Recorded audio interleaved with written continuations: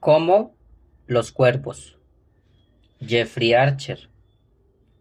Capítulo 36. ¿20.000 libras? Preguntó Becky, parándose frente al número 141. ¿Estás bromeando? El precio que pide el agente, dijo Tim Newman. Pero si la tienda no puede valer más de 30.000 libras, dijo Charlie, contemplando el único edificio de la manzana que aún no le pertenecía. En cualquier caso, firmé un acuerdo con el señor Snell, pero no por los libros, señaló el banquero. Pero si no queremos los libros, protestó Becky, advirtiendo por primera vez una pesada cadena y un cerrojo impedían el paso del local. En ese caso, no podría entrar en posesión de la tienda, pues su acuerdo con el señor Snell no entrará en vigor hasta que se venda el último libro. ¿Tanto valen esos libros?, preguntó Becky. El señor Snell, con su estilo habitual, ha escrito el precio a lápiz en cada uno de ellos, explicó Tim Newman. Su colega, el doctor Halcombe, me ha dicho que el total asciende a unos 5.000 libras, a excepción. Pues compra el lote, intervino Charlie, porque conociendo a Snell es probable que los haya tasado a la baja. Becky subastará toda la colección a finales del año, así el déficit no sobrepasará las 1.000 libras. A excepción de un conjunto de primeras ediciones de Blake, añadió Newman, encuadernadas en pergamino y valoradas en el inventario de Snell en 15.000 libras.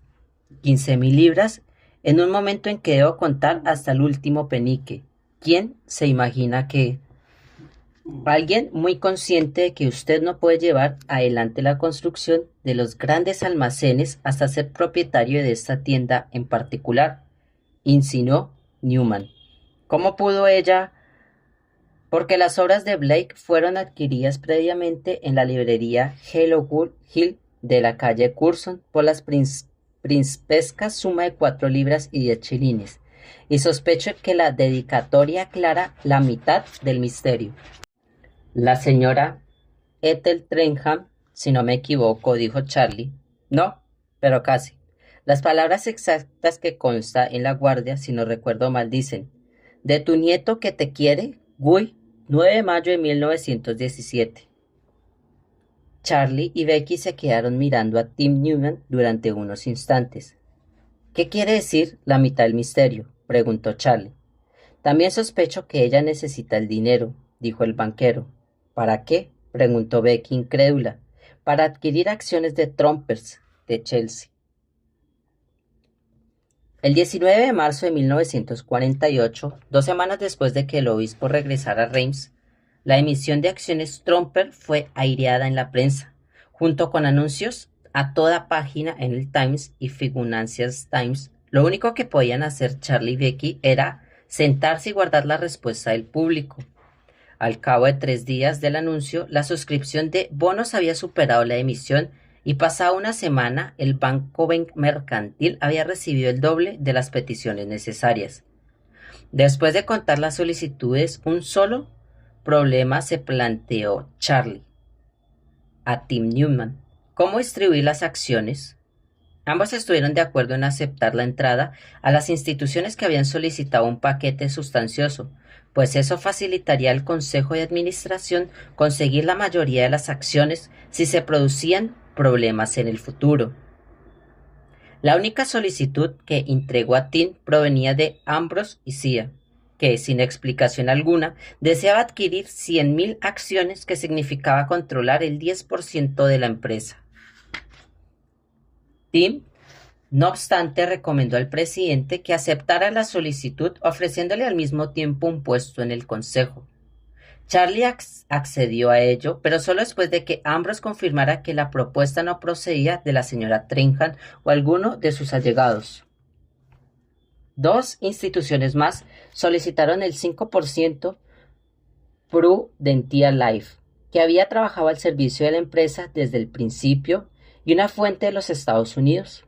Becky no tardó en descubrir que era una tapadera de un monopolio familiar de los Fay. Charlie aceptó con agrado ambas peticiones y el resto de las acciones fue dividido entre 1.700 inversores ordinarios, incluyendo 100 acciones, el mínimo permitido que pasaron a manos de una vida residente en Chelsea. La señora Simon había escrito una nota a Charlie, recordándole que había sido una cliente habitual desde que abrió su primera tienda.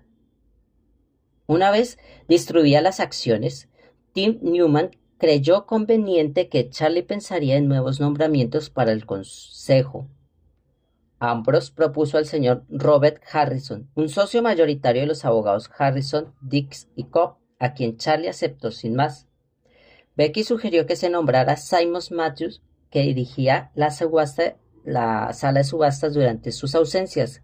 Charlie aceptó también, hasta conformar una junta de 9 miembros. Un par de semanas más tarde, Becky dio una fiesta para celebrar la inauguración de la casa de Easton Square. Unos 100 invitados acudieron a la cena, que fue necesario servir a 5 salas diferentes. Daphne llegó tarde aduciendo que un embotellamiento de tráfico, pero el coronel llegó desde Skye sin el menor problema. Daniel vino desde Cambridge acompañado de Marjorie Carpen y ante la sorpresa de Vicky. Simon Matthews apareció con Katy Rose del brazo. Después de la cena, Daphne pronunció un breve discurso y ofreció a Charlie una caja de planta para puros que representaba a Scala Trumpers.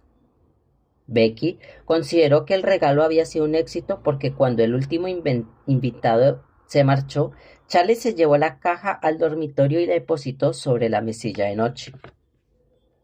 Charlie se acostó y echó un último vistazo a su nuevo juguete, mientras Becky salía del cuarto del baño.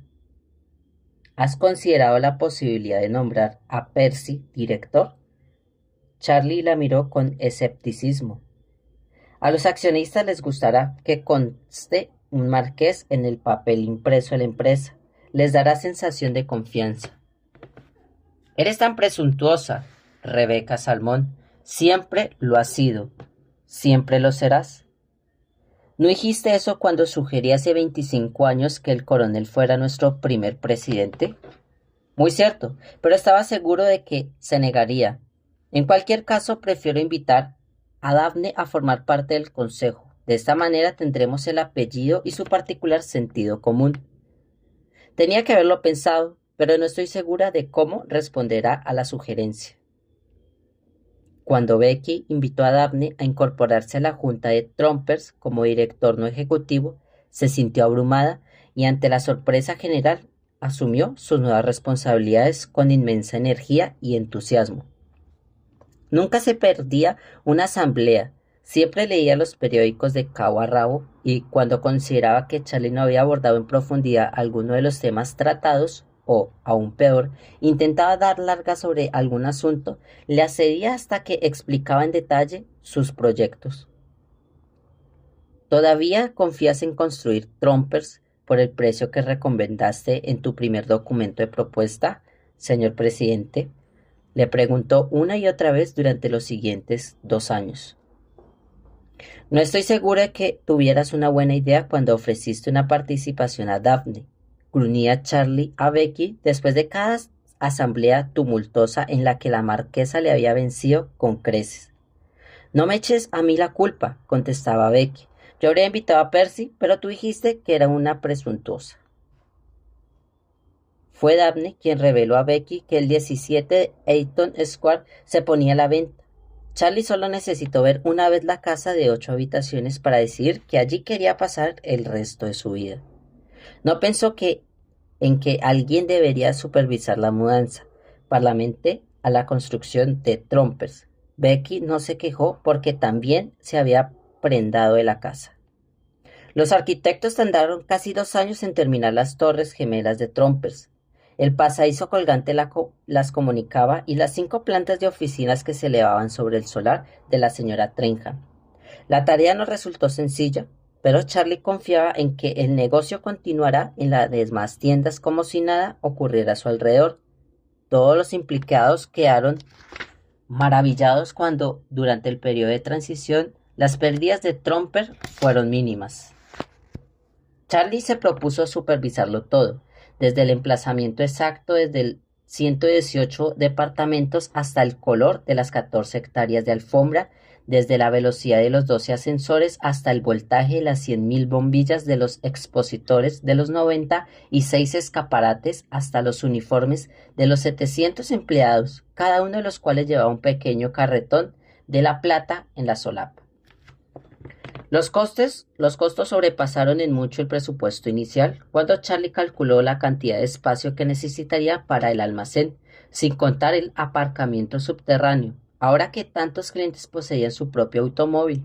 Sin embargo, los contratistas lograron concluir el edificio el 1 de septiembre de 1949, en especial porque Charlie aparecía en las obras a las 4:30 de la mañana y no solía regresar a casa antes de la medianoche. La marquesa de Wishart, acompañada de su marido, celebró la ceremonia oficial de inauguración el 18 de octubre de 1949. 1 millar de personas alzaron sus gafas cuando Dabney declaró inaugurado el edificio. Los invitados hicieron lo que pudieron por dilapidar los beneficios de la empresa, correspondiente al primer año, a base de comer y beber. Charlie no aparentó darse cuenta. Se desplazaba de una planta a otra, lleno de alegría, comprobando que todo estuviera exactamente como él quería, mientras vigilaba que los principales proveedores fueran debidamente atendidos.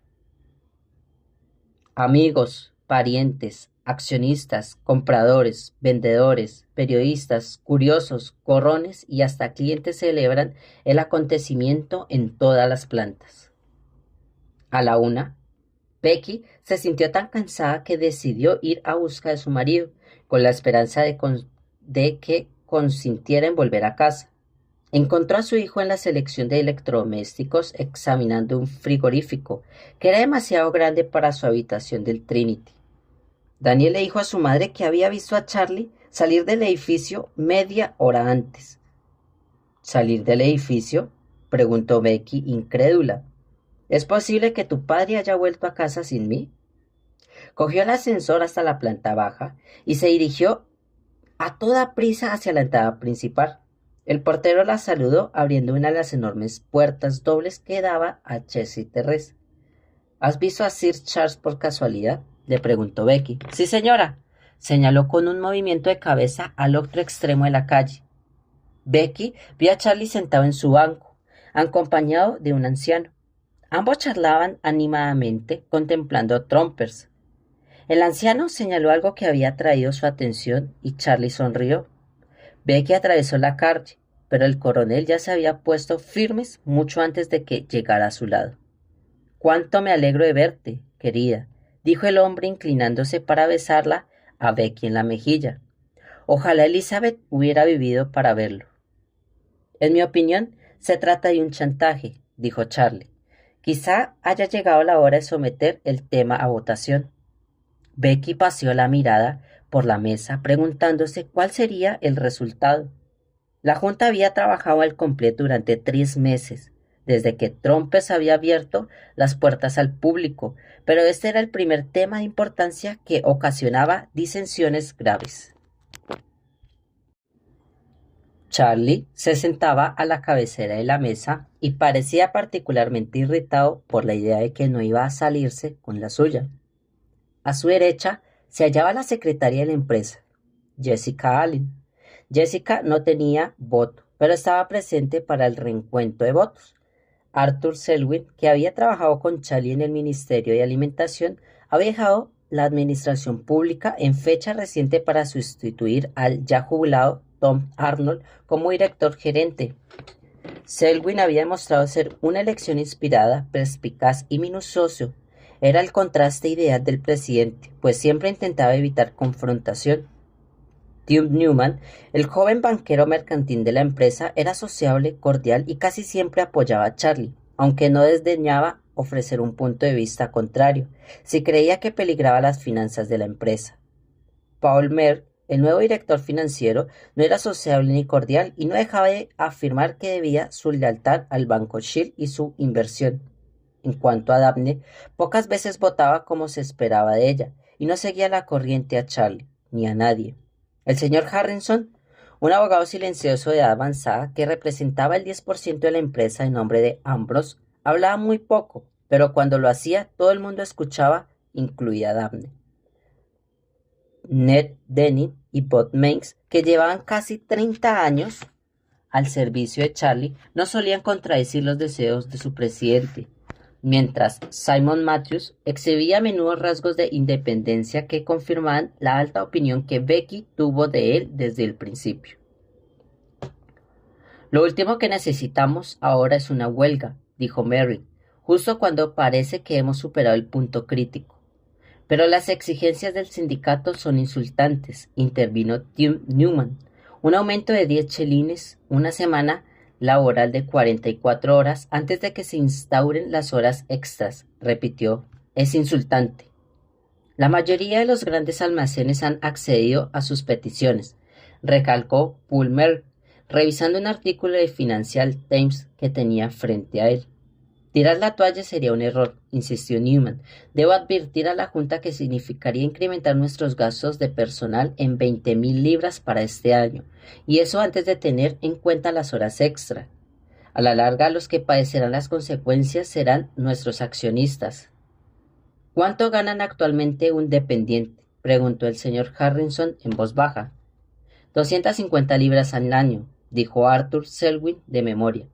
Teniendo en cuenta los aumentos, si han cumplido 15 años de servicio en la empresa, esa cantidad puede ascender a 400 libras al año.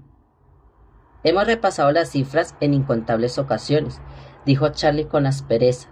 Ha llegado el momento de tomar una decisión. ¿Nos mantenemos firmes o excedemos a las exigencias del sindicato? Es posible que estamos exagerando, señor presidente, intervino por primera vez Daphne. Es posible que la situación no sea tan grave como usted imagina. ¿Ha pensado en una alternativa? Charlie no intentó ocultar su incredulidad. Quizás, señor presidente, en primer lugar, pensemos en las consecuencias de aumentar el sueldo a nuestro personal, una obvia disminución de nuestros recursos, dejando aparte lo que los japoneses llaman prestigio. Por otra parte, si no accedemos a sus demandas, es posible que perdamos a algunos de nuestros mejores empleados, y no descarto que los más débiles se pasan a la competencia. ¿Qué sugiere, pues, Lady Wilson?, preguntó Charlie, que siempre se dirigía a Daphne por su título cuando deseaba demostrar que no estaba de acuerdo con ella. Tal vez un compromiso, contestó Daphne sin enfadarse. Si el señor Selwyn lo considera todavía posible a estas alturas, por ejemplo, ¿aceptaría a los sindicatos negociar directamente con nuestro director gerente una propuesta alternativa sobre salarios y honorarios? Podría hablar con Dol Short, el dirigente de la USDAW, si así lo desea la Junta, dijo Arthur Selwyn. Siempre le he considerado un hombre honrado e imparcial y ha demostrado una constante lealtad a Trumpers durante todos estos años. Que el director gerente negocie directamente con los representantes de los sindicatos, ladró Charlie. La próxima vez querrás que se incorporen a la Junta. El señor Selwyn podría hacerle una propuesta informal, dijo Daphne. Estoy segura de que podrá manejar al señor Short con suma habilidad. Estoy de acuerdo, intervino el señor Harrison. Daba su opinión tan pocas veces que cuando lo hacía, todo el mundo le prestaba atención. Propongo, pues, que autoricemos al señor Selwyn a negociar en nuestro nombre, continuó Daphne. Confiemos en que haya una forma de evitar la huelga general sin acceder a todas las exigencias del sindicato. Me gustaría intentarlo, dijo Selwyn. Informaría a la Junta en la siguiente reunión. Becky admiró una vez más la pericia con que Daphne y Arthur Selwyn habían demostrado una bomba de relojería que el presidente habría dejado estallar alegremente sobre la mesa de conferencias. Gracias, Arthur, dijo Charlie, algo a regañadientes. Adelante con ello. ¿Algún otro tema? Sí, contestó Becky. Deseo informar a la Junta de que celebraré una subasta de plata gregoriana a final del mes. Los catálogos se enviarán dentro de un par de días y espero la asistencia de todos los directores que estén libres en esa fecha. ¿Cómo se saldó la última venta de antigüedades?, preguntó el señor Harrison. Becky consultó su carpeta. La subasta recaudó 4.700 libras, de las que el 7,5% corresponden a Trumpers. Solo 3 objetos no alcanzaron el precio mínimo fijado y fueron devueltos. Mi curiosidad por el éxito de la subasta, indicó el señor Harrison, se debe a que mi querida esposa compró un aparador Carlos II. Uno de los objetos más bellos que se subastaron, comentó Becky. Mi esposa pensó lo mismo, porque pujó mucho más alto de lo que pensaba en un principio. Le estaré muy agradecido si no le envían el catálogo de la subasta de plata. Los demás miembros de la junta estallaron en carcajadas. He leído en algún sitio, dijo Tim Newman, de Sotheby, está considerado la idea de elevar al 10% su comisión por cada venta. Lo sé, contestó Becky. Por eso me niego a imitarles hasta dentro de un año, como mínimo. Si quiero seguir robándoles sus mejores clientes, he de mostrar competitiva a corto plazo. Newman asintió con la cabeza. Sin embargo, prosiguió Becky, si mantengo el 7,5% durante 1950, mis beneficios no serán tan altos como había pensado. Mientras los principales vendedores sigan acudiendo a nosotros, seguiré haciendo frente al problema. ¿Y los compradores?, preguntó Paul Merry. No constituye ningún problema. Si tenemos el producto que desean, los compradores no dejarán de llamar a nuestra puerta. Son los vendedores el fluido vital de nuestra sala de subastas y, por lo tanto, tienen tanta importancia como los compradores. Menudo negocio te has montado, sonrió Charlie. ¿Algún otro tema? Como nadie habló, Charlie agradeció a todos los miembros de la junta su asistencia. La reunión de la junta se celebra a las 10, seguida la asamblea general a las 12. Se levantó de su asiento, la señal habitual de que la reunión había concluido. Becky recogió sus papeles, volvió a la galería en compañía de Simon. ¿Has hecho el recuento para la subasta de plata?, preguntó ella, entrando en el sensor. Sí, terminó anoche. 132 objetos en total. Calculó que obtendremos unos beneficios aproximados de 7,000 libras. He visto el catálogo esta mañana, dijo Becky. Me da la impresión de que Katy ha hecho un trabajo excelente. Solo descubrí 1 o 2 errores, pero me gustaría examinar las pruebas definitivas antes de enviarlo a la imprenta. Por supuesto, le diré que le lleve las hojas sueltas a su despacho esta tarde. Salieron del ascensor. Esa chica es un auténtico hallazgo, comentó Becky. Dios sabe lo que está trabajando en este hotel antes de acudir a nosotros. La echaré mucho de menos cuando vuelva a Australia. Corren rumores de que piensa quedarse. Una buena noticia. Creería que pensaba pasar un solo año en Londres antes de regresar a Melbourne. Es lo que ella había planeado en un principio. Sin embargo, es posible que se haya convencido de prolongar su estancia. Becky quiso pedir más detalles a Simon, pero cuando puso el pie en galería se vio rodeada de empleados ansiosos de llamar su atención. Tras solucionar varias dudas, Becky preguntó a una de las chicas que atendía en el mostrador que localizara a Kitty y la enviara a su despacho. No está aquí en este momento, Lady Trumper. La vi salir hace 1 hora. ¿Sabes a dónde fue? Ni idea, lo siento. Bien, dile que vaya a mi despacho en cuanto vuelva. Entretanto, ¿puedes enviar estas pruebas de catálogo de la plata? Becky se paró varias veces para hablar de algunos problemas sugeridos en su ausencia, de modo que cuando se sentó ante su escritorio, las pruebas ya le estaban esperando. Pasó las páginas poco a poco, examinando las fotos que cada objeto y las detallada descripción. Estuve de acuerdo con Simon. Katy Ross había realizado un trabajo excelente. Estaba estudiando la fotografía de un bote de mostaza gregoriano adquirido por Charlie en Christie, cuando una joven llamó a la puerta y asomó la cabeza. ¿Quería verme? Sí, entra, Katy. Becky miró a la muchacha alta, delgada, de rubio cabello rizado y un rostro que aún no había perdido todas sus pecas. Le gustaba pensar que en otro tiempo, si su sueleta había sido tan esbelta como la de Katy, pero el espejo del cuarto de baño le recordaba sin piedad que estaba acercando a 50 cumpleaños. Solo quería examinar las pruebas definitivas del catálogo de la planta antes de enviarlas a la imprenta. Siento no haber estado aquí cuando volvió de la reunión. Sucedió algo que me preocupó. Tal vez exageré, pero creo que debo contárselo. Becky se quitó las gafas, las dejó sobre el escritorio y la miró con gravedad. Te escucho. ¿Se acuerda de aquel hombre que provocó tanto alboroto durante la subasta italiana cerca del Bronzino?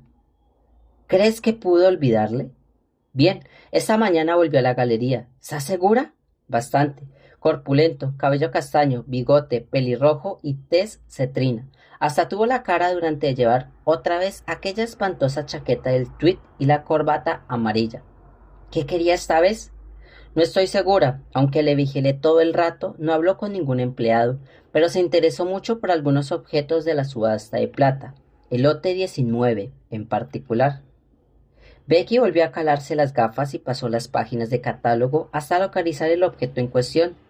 Servicio de té georgiano compuesto de 4 piezas, tetera, azucarero, colador y tenacillas para el azúcar, circa 1820.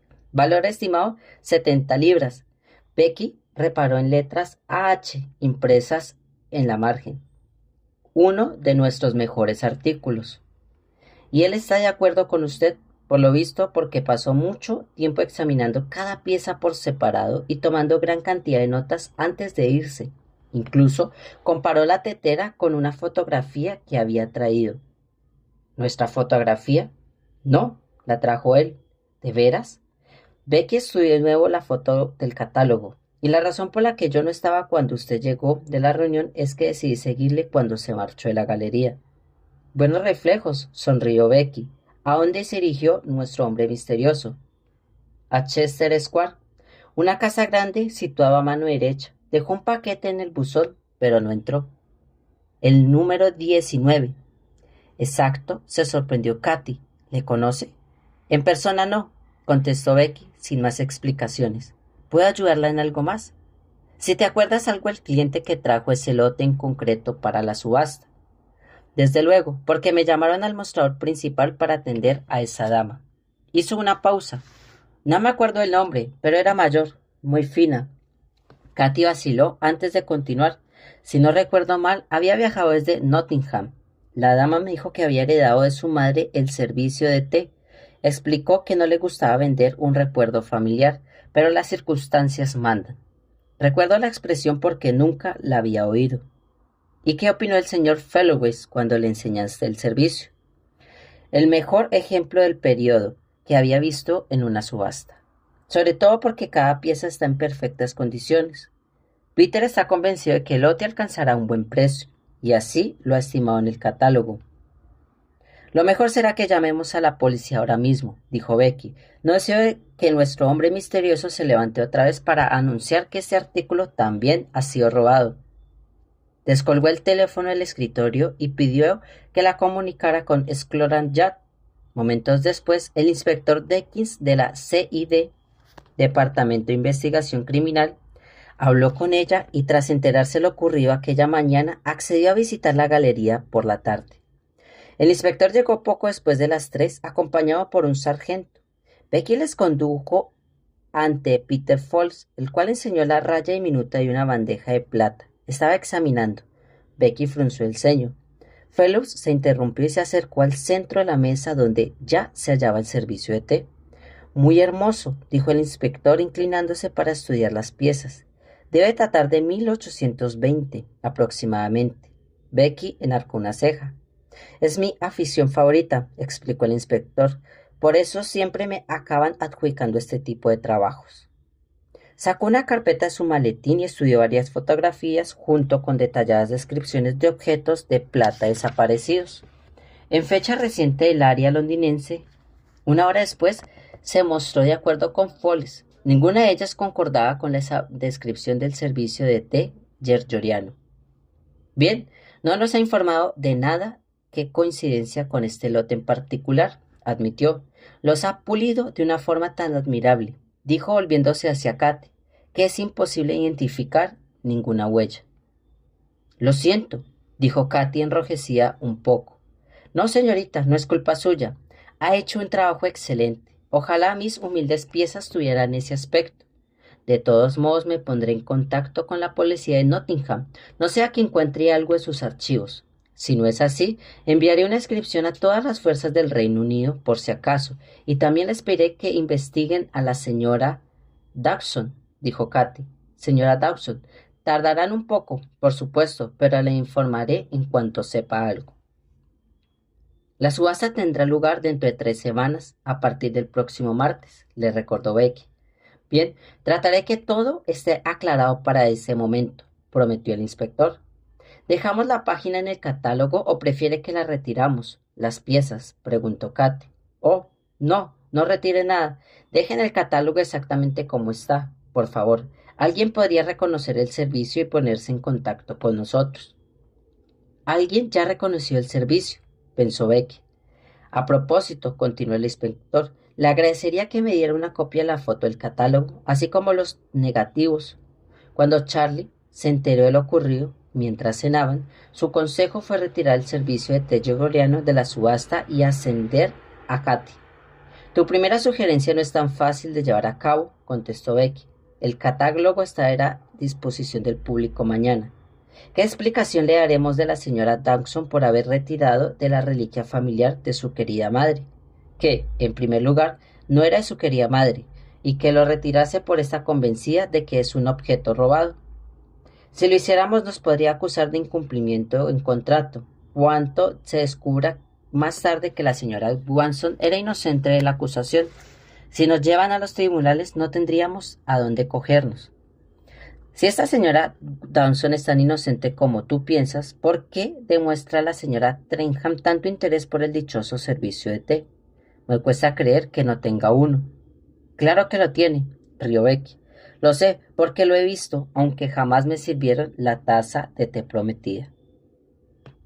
El inspector Dawkins telefonó otros días después a Becky para comunicarle que en los archivos de la policía de Nottingham no constaba ninguna referencia a un servicio de té que se ajustara a la descripción de que iba a subastar. También le confirmaron que la señora Dawson no constaba en sus archivos. Ya había dado aviso a todas las comisarías del país, pero añadió, las fuerzas ajenas no cooperan mucho con la metropolitana en lo referente a intercambiar información. Cuando Becky colgó el teléfono, decidió dar luz verde y enviar los catálogos pese a los temores de Charlie. Se mandaron el mismo día, juntos con investigaciones a la prensa y a ciertos clientes elegidos. Un par de periodistas solicitaron entradas para la subasta. Una Becky inusualmente suspicaz ordenó que les investigara solo para averiguar que trabajaban para periódicos nacionales y que habían cubierto la subasta de Trumpers en ocasiones anteriores. Salmon consideró que Becky se estaba pasando de la raya. En tanto, Katy daba la razón a Sir Charles, reforzando la opinión de que la alternativa más inteligente era retirar el servicio de té de la subasta hasta que Dawkins les confirmara que no había problemas. Si retiramos un lote cada vez que un hombre se interesa en alguna de nuestras subastas, lo mejor sería cerrar las puertas y dedicarnos a la astrología, comentó Simon. El inspector Dawkins telefonó el lunes anterior a la subasta para preguntar si podía ver a Becky cuanto antes. Llegó a la galería media hora después, acompañado de su sargento. Lo único que sacó de su maleta esta vez fue un ejemplar del Albert Eben Express correspondiente al 15 de octubre de 1949. Dawkins solicitó examinar de nuevo el servicio de té gregoriano. Comparó minuciosamente cada pieza con una fotografía reproducida en una página anterior del diario. No cabe duda, son estas, dijo, después de verificarlo por segunda vez. Enseñó a Becky la foto. Katy y Peter Foles compararon cada pieza con la foto del periódico y convinieron en que el parecido era asombroso. El servicio fue robado del Museo de la Plata de Aberdeen hace 3 meses, dijo el inspector. La maldita policía local no se molestó en informarnos. Consideró, sin duda, que no era asunto nuestro. ¿Qué haremos ahora?, inquirió Becky. La policía de Nottingham ha visto ya a la señora Dawson y encontraron en su casa otras piezas de plata y joyas ocultas en diversos escondrijos. La han conducido a la comisaría para que, como diera a la prensa, ayude a la policía en sus pesquisas. Guardó el periódico en el maletín. Después de que les llamé para darles la noticia, espero que la acusen formalmente de que termine el día. Sin embargo, temo que tendré que llevarme el servicio de té Scotland Yard a efectos del proceso. Por supuesto, dijo Becky. Mi sargento le entregará un recibo, Lady Tromper, y yo quisiera darle las gracias por su cooperación. El inspector vaciló mirando con ternura el servicio de té. 2 meses de sueldo, suspiró, y robado por nada. Saludo con el sombrero y los dos policías salieron de la galería. ¿Qué hacemos ahora? Preguntó Katy. No podemos hacer gran cosa, contestó Becky. Seguiré adelante con la subasta como si no hubiera pasado nada, explicando que el lote se ha retirado cuando le toque el turno. Y nuestro hombre saltará y irá. ¿No es un ejemplo de que están anunciando artículos robados que espera retirar en el último momento? Más que una sala de subasta parecemos una casa de empeños, comentó Simon enfurecido. ¿Por qué no ponemos frente a las puertas 3 globos y hasta una verja para indicar el tipo de gente que deseamos atraer? Becky no reaccionó. Sin mal te sabe, Simon, ¿por qué no tratamos de darle la vuelta a la situación en beneficio nuestro? Sugirió Katy. ¿Qué quieres decir? Preguntó Becky. Simon y ella miraron a la joven empleada. Hemos de conseguir el apoyo de la prensa para variar. No estoy segura de entenderte. Telefoné a aquel periodista de Telegraph. ¿Cómo se llamaba? Berker, y concédale la exclusiva de la historia. ¿En qué nos puede beneficiar? Preguntó Becky.